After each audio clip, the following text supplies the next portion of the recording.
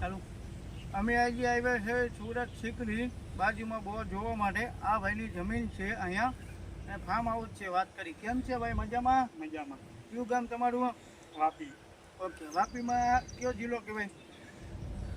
વાપીમાં આવ્યા છે. આ ભાઈની જમીન છે, ખારું પાણી મળે છે, મીઠું પાણી ગોતવા માટે આવ્યા છે. આ જગ્યા છે ભાઈની, બતાવો. હોટલ અહીંયા છે, દાદરા નગર હવેલી, દાદિયાજીની હવેલી છે અહીંયા.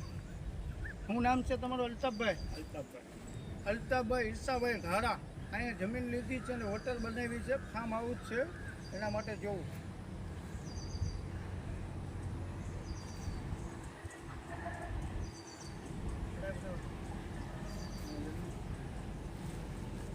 કાપી નાખે. આ બધી જગ્યા છે.